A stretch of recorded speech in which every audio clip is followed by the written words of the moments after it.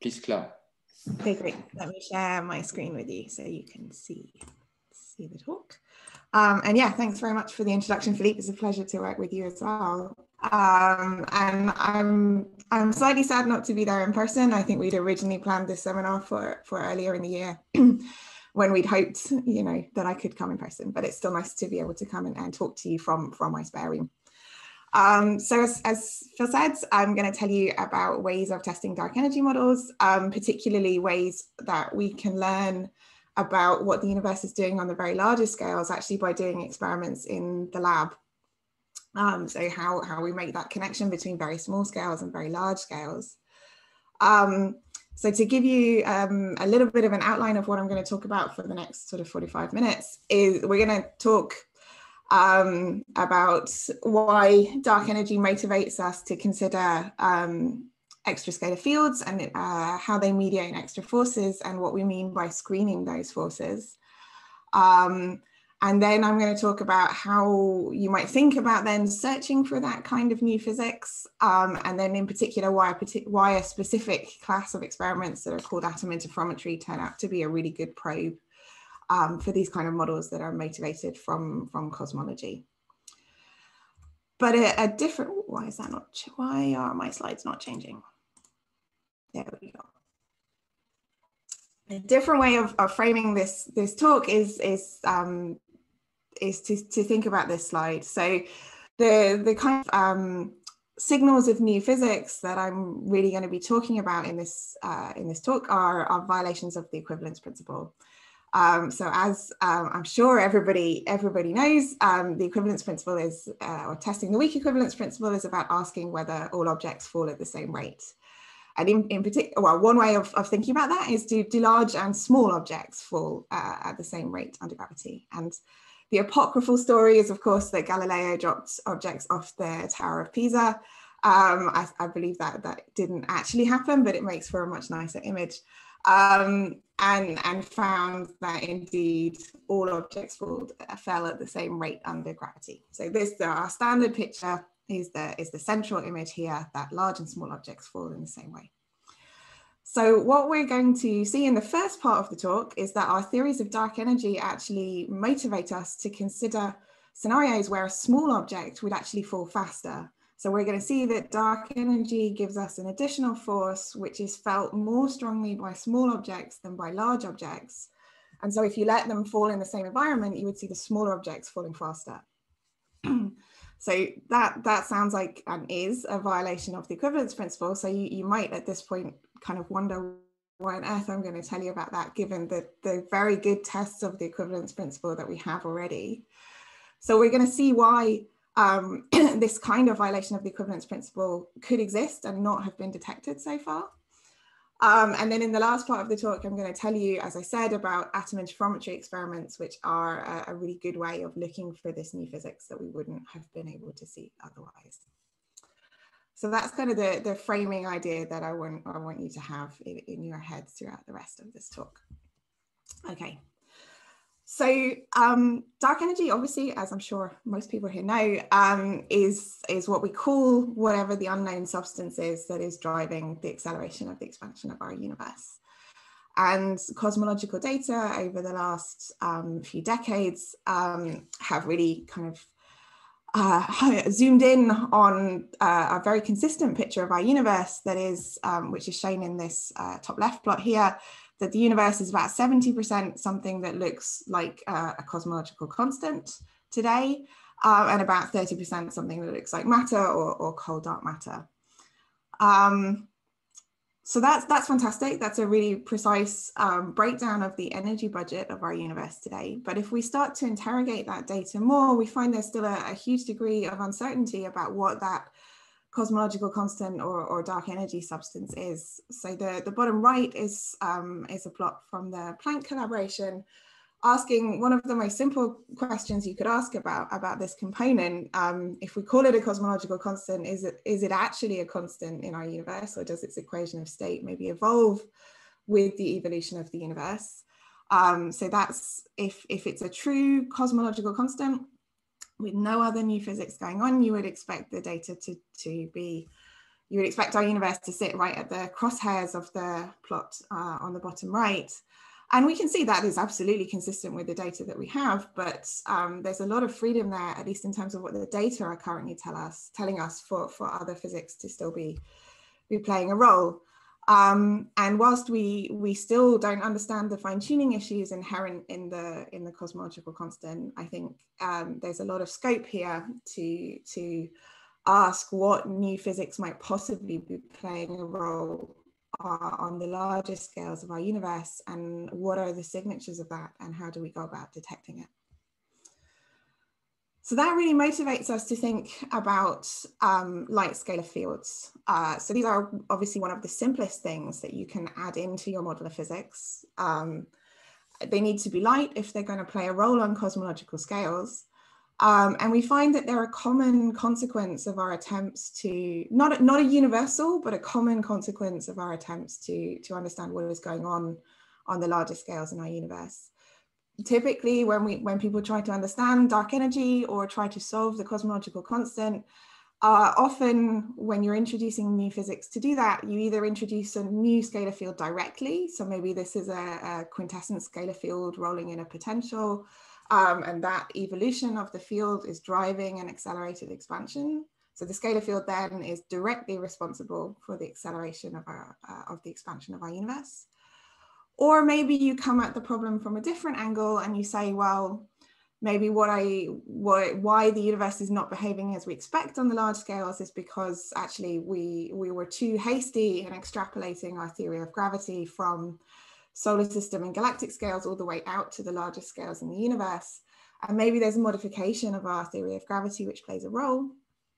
And again, if you try and modify your theory of gravity, depending on how you do that, very often, again, you'll get a scalar degree of freedom.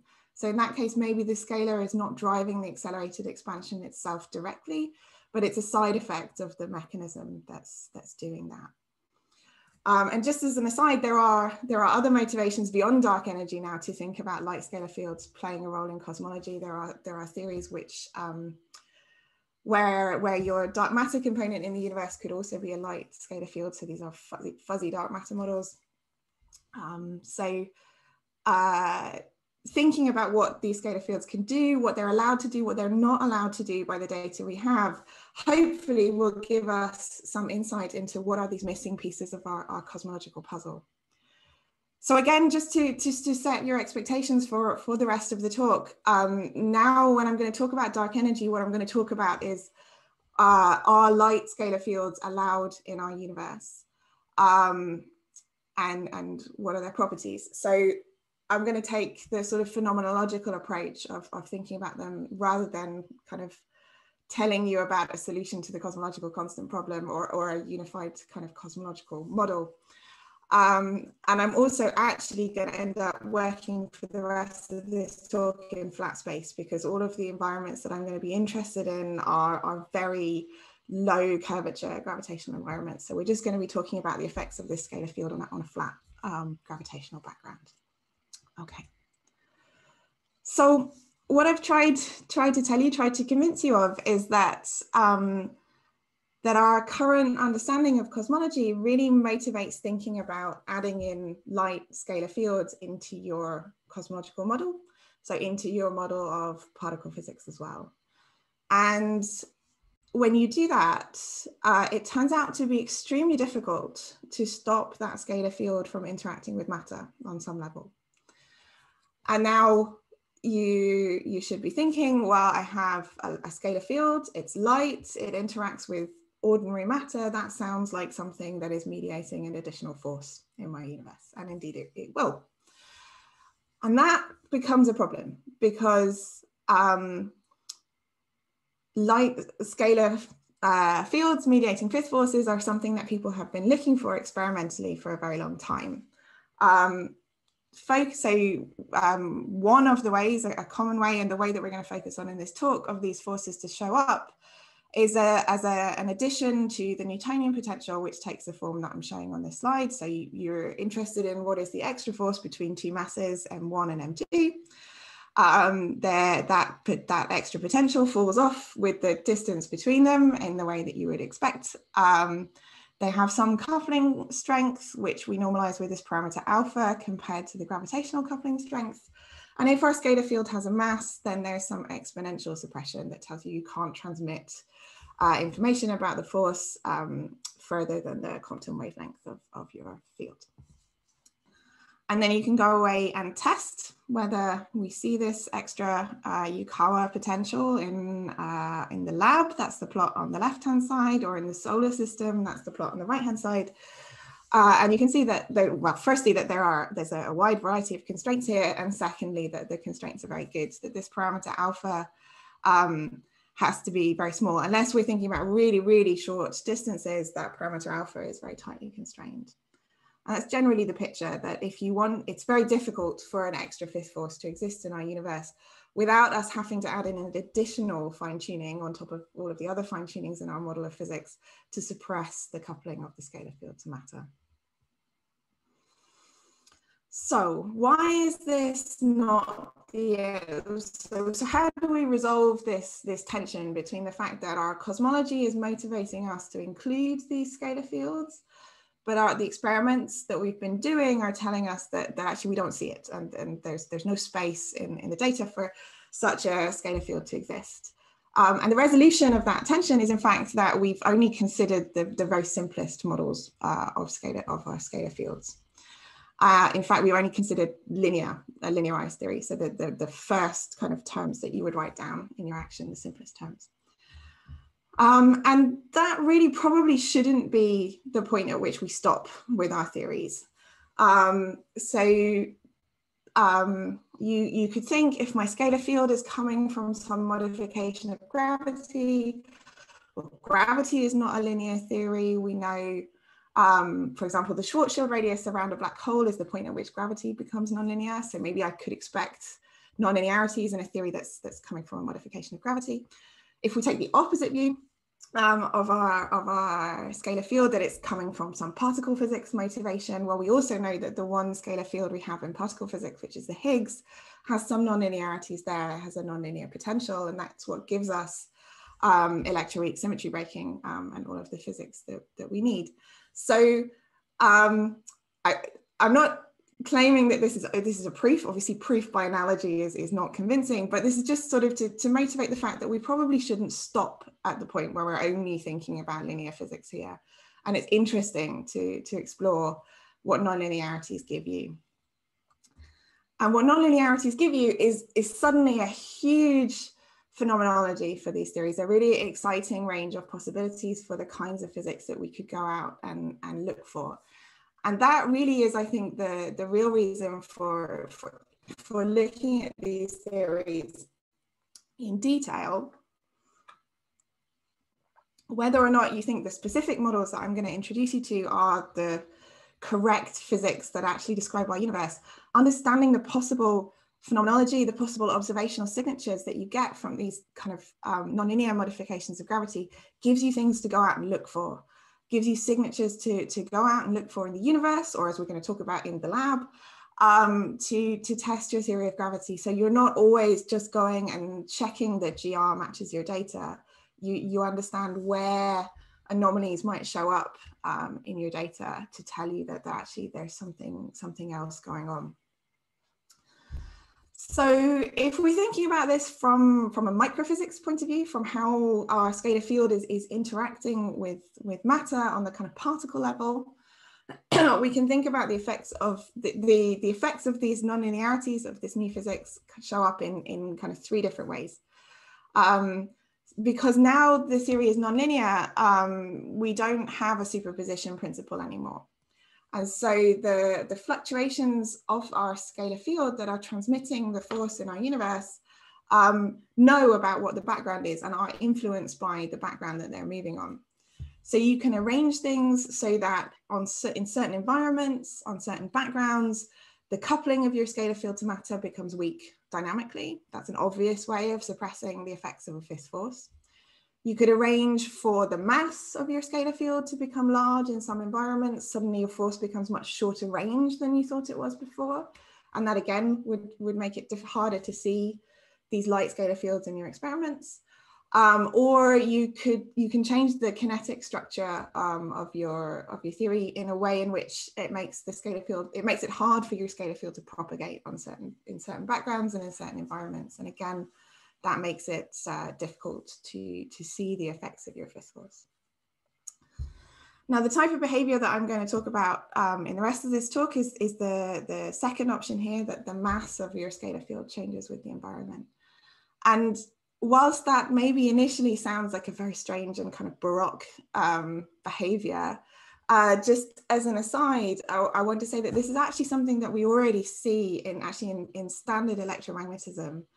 If you think about how transmitting electromagnetic forces in a plasma, you find that the photon picks up an effective mass proportional to the charge density in your plasma. It's hard for the photons to travel through all of these free charges in your plasma. And so your photon gets an effective mass that limits the range over which you can transmit electromagnetic forces, and we call that Debye screening. And so what we're doing exactly, or a very similar thing here with our scalar field mediating our extra fifth force, that what's going to happen is that in dense environments, it picks up a mass and it becomes harder to transmit the force. Okay. So that was the sort of microphysical picture. In terms of like the macroscopic picture of how do these fifth forces behave around massive objects, extended objects made of many, many, many particles, we see again, this time, two types of behavior. The first, which is the one that I'm going to be focusing on in this talk, is what's called the thin shell effect. And that is what we find is that when you're looking for the force or the potential between two massive objects, that actually it's not the whole of the mass of your object which is sourcing the fifth force or the potential. It's actually just some shell around the surface, and the mass in the middle doesn't, you can add more and more mass into your object and you don't deepen the potential well in any way. Okay.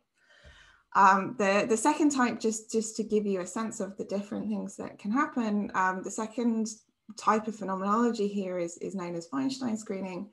And there, what you're doing, instead of changing how the mass sources the fifth force, you're changing the dependence, the functional dependence on distance. So far away from your object, your fifth force behaves as a Yukawa force, as we've talked about.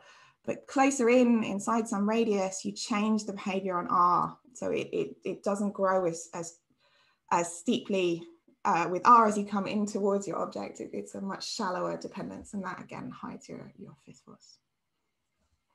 Okay. So now I'm going to come to specifics. I'm going to introduce you to this specific model known as the Chameleon. And we're going to make specific choices about potentials and coupling constants. But what I want to stress is that the behavior that I'm talking to you about is more universal than just this specific model that I'm going to tell you about. But to be concrete for this talk and to be able to present you with precise constraints, obviously we have to pick a specific model. So the Chameleon is a scalar field theory. So we've written down its action here. It has a standard canonical kinetic term. It has some potential, which controls how the scalar field interacts with itself, and some coupling to matter. And now at this point, I've already assumed that all of the other matter in my theory is some perfect fluid, and in fact, a pressureless perfect fluid. So this rho m in my equation here is just the energy density of all of the matter in my theory. And we've got two unknown functions here that we have to choose to get the behavior that we want, the potential for the field and the way in which our scalar field couples to matter. And the choices that we've made, or we will make to be specific, are an inverse parallel potential and a linear coupling to matter. So now there are two energy scales, two unknown parameters which are controlling the dynamics of our model. So lambda is going to control the strength of the self-interactions of the scalar field. That's going to be quite a low energy scale. We're going to see specifically what it can be in a moment. And we have a capital M, which controls the strength of the coupling to matter, and that is going to be quite a high energy scale. Okay, just to give you a sense of what this looks like. And putting these two pieces together is how we get that our scalar field changes its mass depending on the environment. So it turns out that the dynamics of the field are governed by an effective potential, which is the sum of these two pieces. And then that effective potential changes with the density of your environment. So in low density environments, the field wants to sit at some slightly larger field value, and the mass of fluctuations around that value is very small. In high density environments, the field sits at a smaller field value, or the minimum is at a smaller field value, and the fluctuations around that minimum are much more massive. So this is where the mass of our field changing comes from, and it turns out to be proportional to the local energy density. And you can see in high density environments, the field is going to get stuck at this minimum, and it's going to be very difficult to shift the field from that minimum, much harder than it is in a low density environment. And that's where this thin shell effect comes from. So if this is what I'm trying to show you on this slide is how the change in this effective potential gives us this behavior where it's actually only the mass in a shell near the surface of the object which is contributing to sourcing a potential well. So the scalar field itself is our potential around our massive object. So this is just some sphere or ellipsoid, probably in this case, of dense matter. And so outside this object, our field is happily sitting at some minimum of the potential in the background. It gets displaced a little bit, it rolls a little bit in the potential to smaller field values. And then at some point, as we come closer to the surface of the object, the density changes. So we go from outside to inside, the density increases a lot. And the field suddenly, instead of sitting here, is sitting up on this part of the potential because the density is much higher. And at that point, it's going to try and roll down towards the minimum. Now, if it's rolling down this, this linear potential that we've plotted with the black dashed line, it's building up potential well, proportional to the amount of mass you have in the object. That's exactly the standard story for Newtonian gravity or for a standard Yukawa force. But if the object is big enough and dense enough, the field can actually roll to the minimum and then it gets stuck. And you stop building up potential well at that point. And you can put more and more mass into your object at that point, and you don't build up, the scalar field will not move, so you don't build up any extra potential well. And so in this sense, you have that increasingly massive objects are not sourcing increasingly more fifth force. And so we've broken, in that sense, the equivalence principle. So smaller and lighter objects, you'll see that the whole of the mass of that object contributes to sourcing and responding to the fifth force. But once you cross a particular threshold, you can add more and more mass in, and you just don't see that extra mass. So you don't get the whole of the mass of the object responding to the fifth force.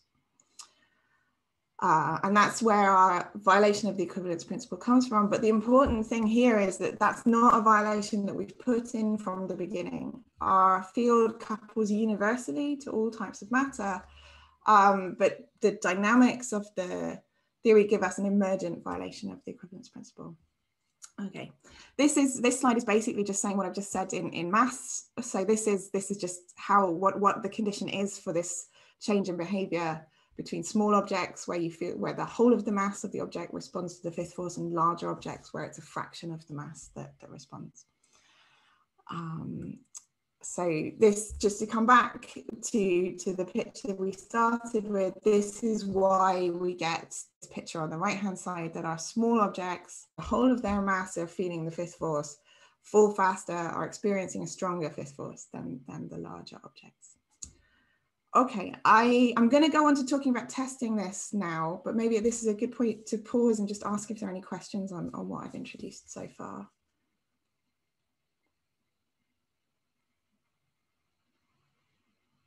Okay, doesn't sound like it. Please do just interrupt me if you do have any questions. I'm very happy to try and explain things more clearly if they're not clear.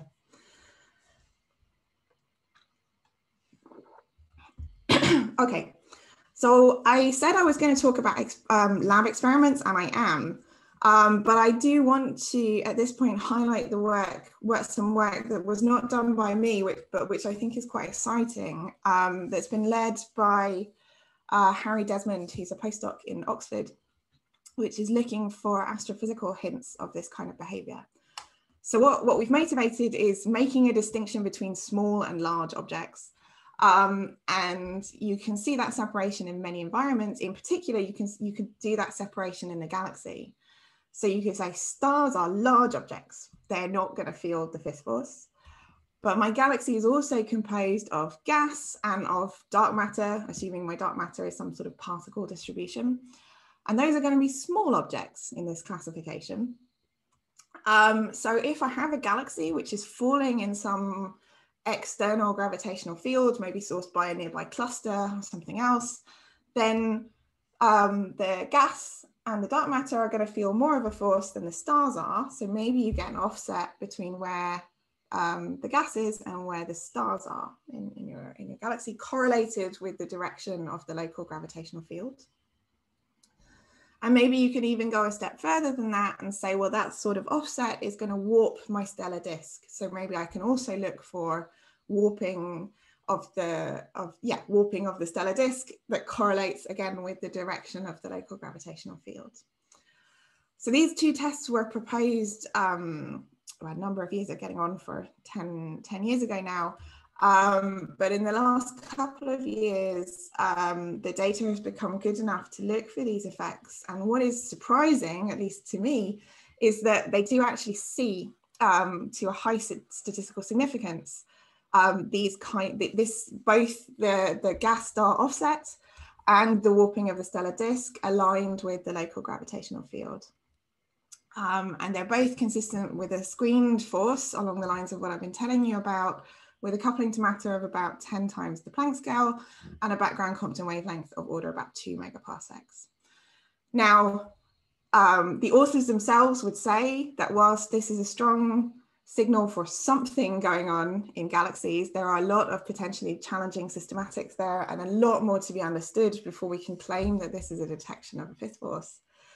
But I would say that this is already showing the interest of thinking about modified gravity, additional fifth forces, and all of this kind of interesting phenomenology that comes with screening, because it gives us signals to go and look for and identify where there's something that we don't understand going on in our data sets. And whether or not this turns out to be new physics and screened fifth forces, there's clearly something here to be understood and something interesting going on. But I'm going to leave galaxy scales behind now and zoom in to what we can do in the lab and why these experiments that I'm going to tell you about, called atom-interferometry, are great experiments to do to look for these fifth forces. Now, here I'm going to come back to the parameter space that we were talking about for the Chameleon model. And we said there were two key parameters there: the capital lambda that controls the strength of the self-interactions of our scalar field, that's plotted on the vertical axis here, normalized to about the dark energy scale, 10 to the minus 3 electron volts. And the second parameter was the strength of the coupling to matter, which we called capital M. That's on the horizontal axis, normalized to the Planck scale. So Planck scale couplings, gravitational couplings are on the right of this plot. Cosmological constant scale self-interactions go through the middle on the horizontal axis. I'll go on a horizontal line through the middle of the plot. And when we started this work about 5 years ago now, essentially all of the parameter space that I'm plotting for you here was allowed. So the theories were really, really unconstrained, because in essence, what we've designed here is a theory that is very good at hiding from our typical searches for fifth forces and light scalar fields. But what we realized, so I've been talking to you all the way through this talk about a separation between large objects and small objects, and how small objects are really good at feeling our fifth force. What we realized is that atomic nuclei are very good small objects in the sense that I've been telling you about. And so they could be really good probes of our fifth force if we can measure their accelerations or the forces on them precisely. So everywhere to above and to the right of the dashed lines, the two dashed lines are for different elements, Everywhere above and to the right of those lines, those atomic nuclei are unscreened, so they count as small objects and sensitive probes of our fifth force in the sense that we've been talking about. So we suddenly have potentially access to a huge amount of previously unconstrained parameter space. But that's only useful if you have a way of measuring accelerations and forces on these atomic nuclei, and that's what atom-interferometry does for you. So an atom interferometer is exactly like optical interferometers that we're used to, except the waves that you're interfering are the wave functions of atoms. So these are intrinsically quantum mechanical experiments. You put your atoms into a superposition of states and then interfere those parts of the wave function. And the way you do that, the way that you have a spatial separation between the packets, between your wave packets, you can do by manipulating your atoms with lasers. And you can see this in a sort of simplified toy model by thinking about an atom a two-state atom sat at rest in its ground state. Now, if at that point, so that's the image we have here on the left, our at-rest atom in the ground state. We shine a photon on our atom with exactly the right momentum to excite our atom from the first state to the second state. So our atom happily absorbs that photon. It's now in the excited state, but at this point, we also have to conserve momentum. So the photon has some momentum, that photon has been absorbed. Now our atom has to be traveling with some velocity in order to conserve momentum. So that's how you can move your atoms around in your experiment by manipulating them with lasers, with laser optics. And by repeating that process, you can build an interferometer. So here we have a sketch of the paths of the position of the center of mass of the different parts of our wave packet. Because before I move on, the key point here is that we can arrange to shine our lasers on the atoms in such a way that we don't know whether the atom has absorbed a photon or not. Okay, so at that point, the system can be in a superposition of states, one of which where the atom absorbed a photon and is now moving with some velocity. And then the other possibility is that the atom didn't absorb the photon and is still at rest. Okay, so that's our superposition of states. And we end up with a spatial separation between the positions of the center of masses of those states. So here, this is the position of the atoms as a function of time, assuming that there's some constant acceleration in the negative x direction. So we start here, some initial time with all of our atoms at rest. We shine a laser pulse, that's the squiggly gray line, that's what they're supposed to indicate. We shine a laser pulse on our atoms, we split it into these two possible states, one where it got kicked in the upwards x direction, one where it didn't, and then we allow the states to freely fall under our acceleration for some period of time. Okay. And just to stress, it's not that the atoms go down one or the other of these paths. We're really putting each atom in our experiment into a superposition of these states. So after some time, we pulse the laser again.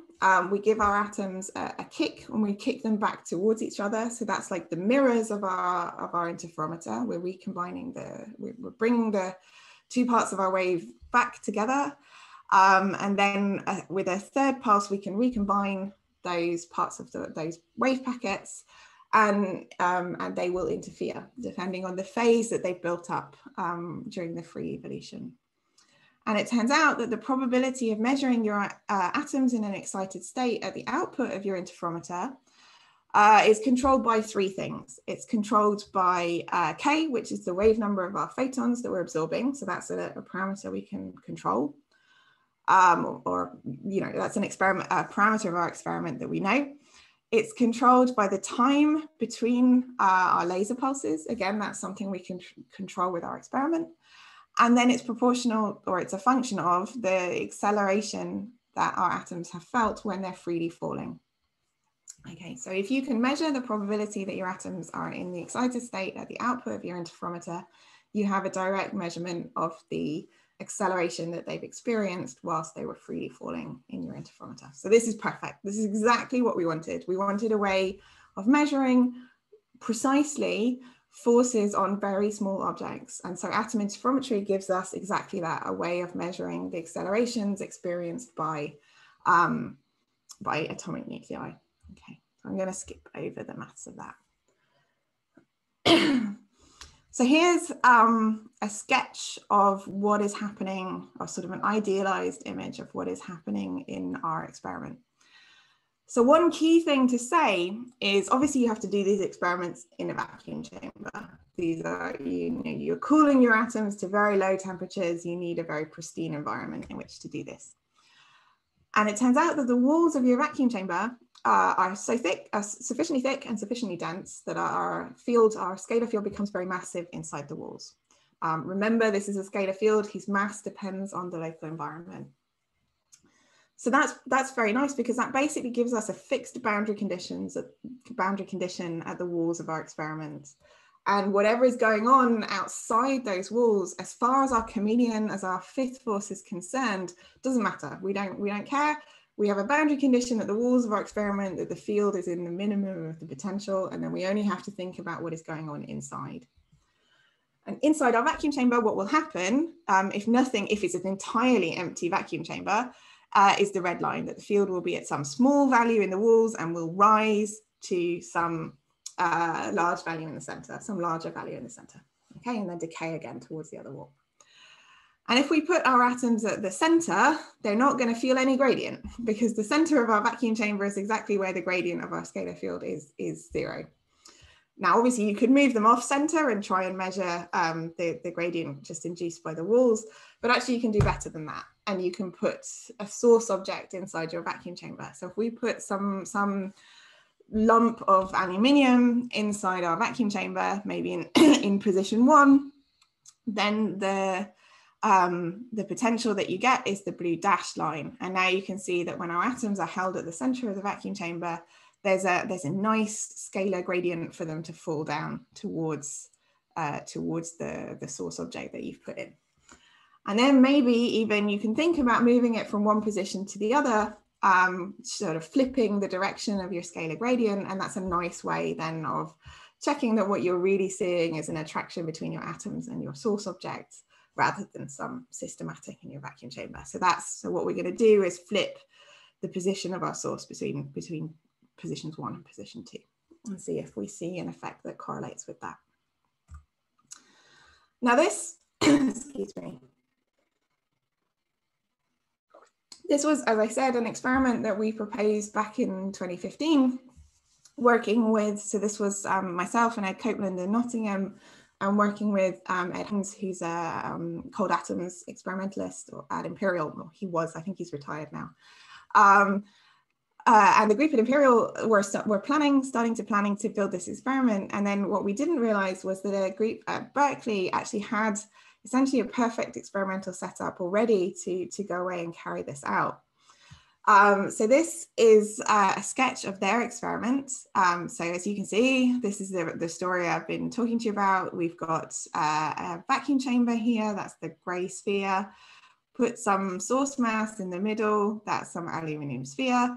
There's some laser optics indicated by the red line, and then there's a cloud of cesium atoms in their experiment that they hold above the ball, and they can perform an atom interferometry experiment there to see if the atoms, see if there's any additional acceleration felt by the atoms towards the ball. Now in this experiment, instead of moving the ball, they move the position of the atoms. So they do 2 versions of the experiment, one where the atoms are held closer to the ball and one where they're held further away. That's the red and the blue dots on the right-hand side. And when we were talking about kicking the atoms to build to separate our wave packets, we can kick them either towards or away from the interferometer. That's K plus and K minus here, and you average that together. And a signal of an anomalous acceleration would look like an offset between the red and the blue points in the average here. And certainly by eye, you don't see that. You also don't see one statistically significantly. And so they can constrain this anomalous acceleration to to be less than a few tens of nanometers per second squared. And again, whatever you think about the motivation I've given you for these screened scalar forces, I think we can all agree that being able to measure accelerations to that degree of precision on individual atomic nuclei is a phenomenal achievement. I mean, this is really the power of atom interferometry.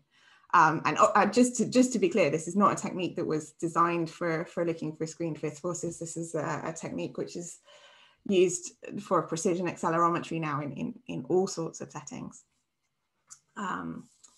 Okay, but one of the things about the Berkeley experiment, which isn't necessarily ideal, is that it's really oriented in the way that you see here in this plot, that the atoms are held above the aluminium sphere.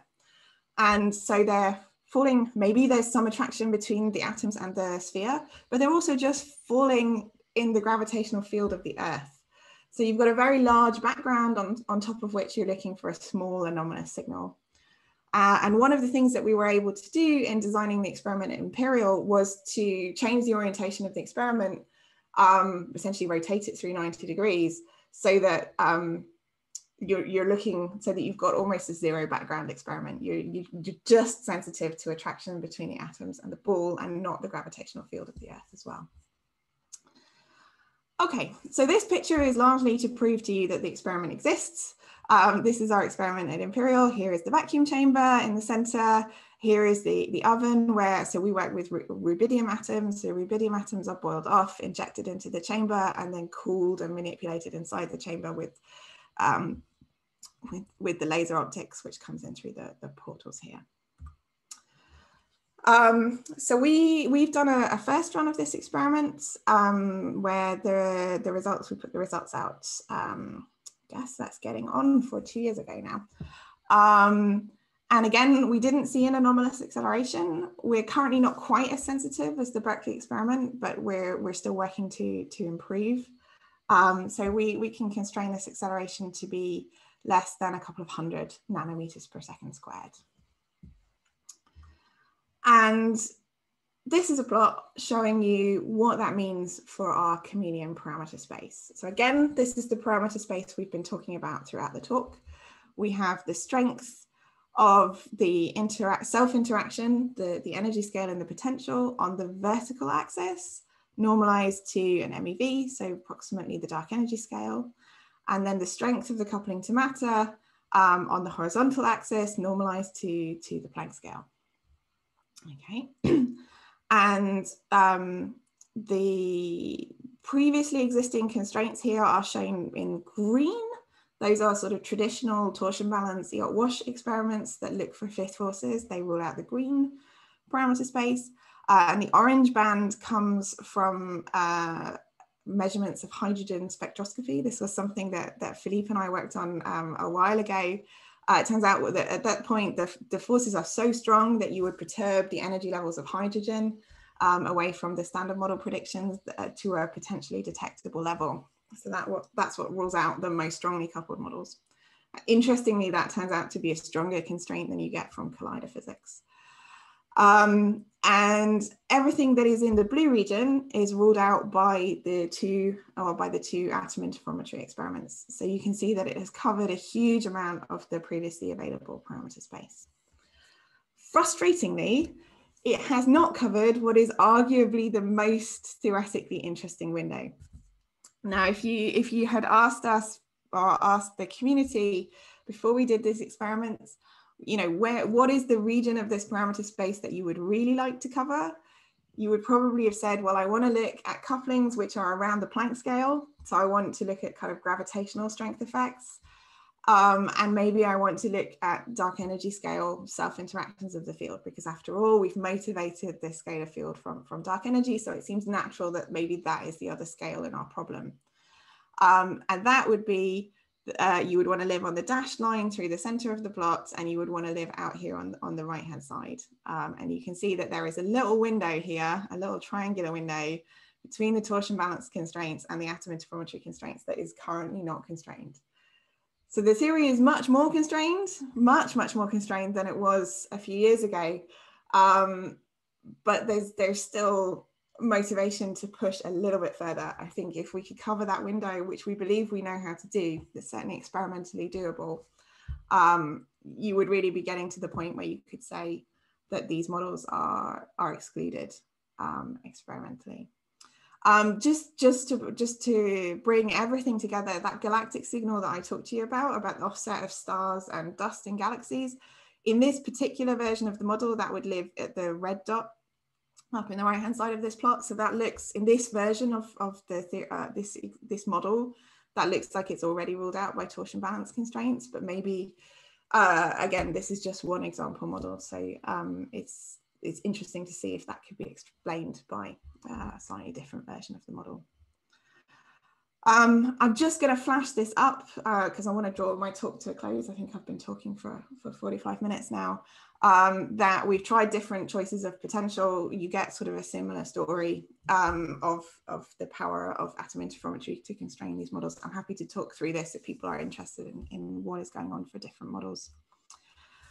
And then, yeah, to summarize what I have been hopefully trying to tell you about. Explanations that we have for dark energy, for what is going on the very largest scales in our universe, often introduce new scalar fields into our theory. We would expect those light scalar fields to mediate long-range fifth forces, but to date, so far, we haven't seen any evidence of those. Now, one way of reconciling that tension between what we want theoretically on the one hand and what seems to be experimentally excluded is to allow your theory to become nonlinear. And then we have what are known as screening mechanisms that hide those forces in denser environments, and so kind of give you a dynamical explanation for why we haven't seen them so far. Nevertheless, that doesn't mean they're impossible to detect. You just have to think a little bit about what are the best experiments, the best observables to go and look for. And atom-interferometry turns out to be a particularly powerful technique, which I've told you about. So that's a way of measuring accelerations on individual atoms. And we're nearly at the point where we can say that we've ruled out the Chameleon models of screening. And just to finally say, I think this is really nice because we have a way of testing our theories of dark energy, which is really complementary to large-scale cosmological surveys. I don't think there's a tension here. I think we're all just trying to provide information towards the same goal of understanding what is going on the very largest scales in our universe. So thank you very much. Thanks for having me.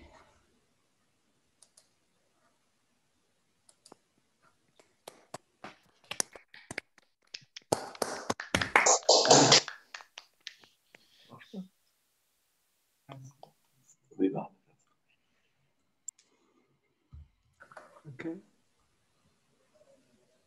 So if you have any questions, please raise your hand electronically and or ask your question directly.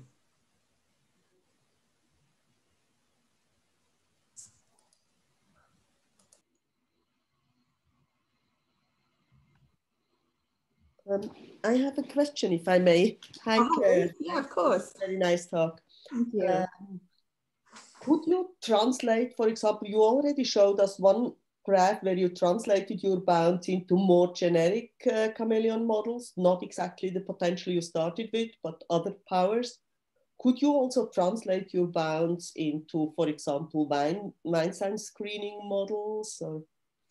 Yeah, so as far as I'm aware, we don't put any constraints on Weinstein screening from these kinds of experiments, just because the fields are so screened by the galactic environment, by the solar system, that they're essentially completely undetectable by these kinds of experiments.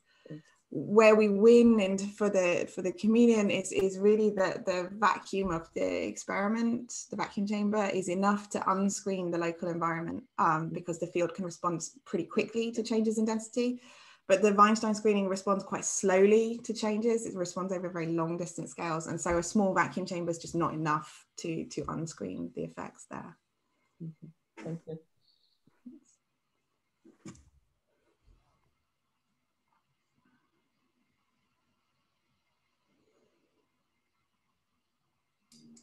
Marta has a question. I think you can, in principle, Marta, you can open your microphone on your own.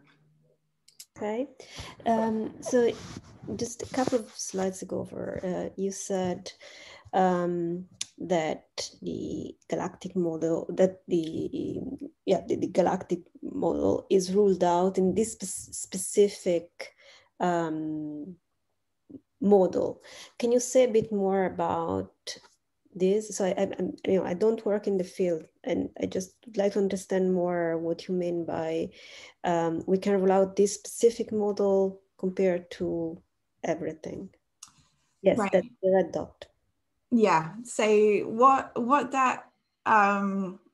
the analysis of the galactic data is telling you is that there is a preference for. So what they look for is basically, is an extreme version of screening, if you like, is to say that there is absolutely no force on the stars, but there is a force felt by the dark matter and by the gas and dust in the galaxy that correlates with the local gravitational field. And it has a particular coupling strength. When it's present, it has a particular coupling strength and a particular Compton wavelength. So it's if you like, it's saying, okay, I'm going to do a crude model of what a screening mechanism looks like, which is fine, because obviously the data analysis that they're doing is extremely tricky anyway. So then what we can do is translate, okay, that coupling strength and that Compton wavelength into, well, where would that sit in the parameter space of any one particular model? And in the model that I've been focusing on, it sits at that red dot. If we change the potential, so still sticking with the Chameleon model, basically everything I've told you is true, we just take a different power law in the potential, a different power of n. You can see where all the experimental constraints lie. They're still the colored regions in this plot. And the red dot, again, is where this potential galactic signal would sit.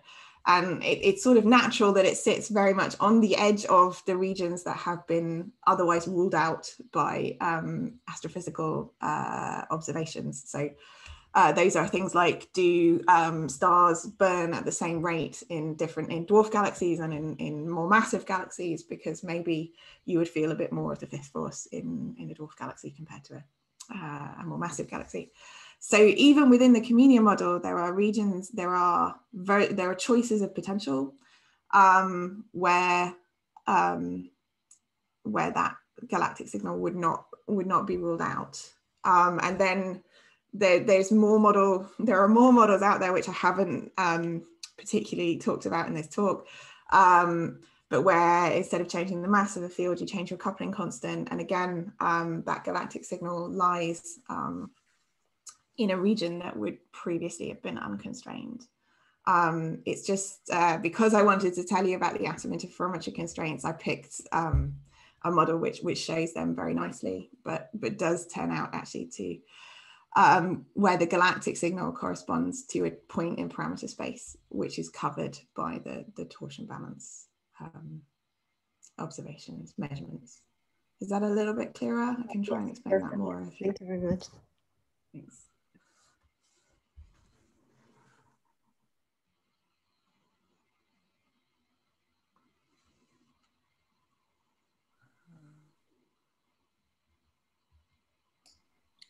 No more questions? If no one has more questions, can I ask a second one? Of course, Marta. So staying on this figure, so you said that you have some ideas now on how to rule out the more what is left interesting in the parameter space. Can you say something about how a larger space, so in the time scale that you envisage for that? So if we can convince a funding council to give us a little bit more money to keep funding this experiment, then it's really something that's doable within, 5 years. Let's be conservative, I would say. The level of improvement in sensitivity that we would need is something that has been demonstrated by other experiments. You need to be able to control your background vibrational noise better than we currently do. You need to, or one way you could achieve that is just putting more atoms into each pass of the experiment. So you've got better statistics. And you can play a little bit with the design of the experiment, with the shape of the source mass that you're putting in, exactly where you hold your atoms in the experiment, just to sort of optimize a configuration to really give you kind of like just a couple of factors of 2. Because really what we need is an improvement of about 200 to cover in sensitivity to cover the remaining parameter space. So it's all demonstrated technology. It just requires a little bit more funding to bring that all together, some postdoc time to then actually run, build, test, carry out the experiment. But it's, you know, it's an experiment that's run in one lab by a handful of people. So it's actually not super expensive or super time consuming. Thank you again.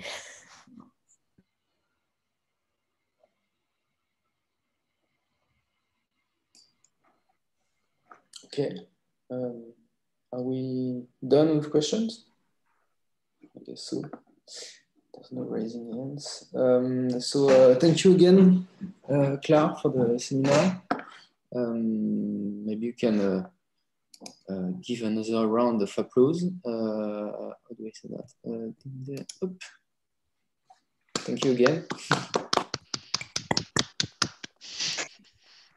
And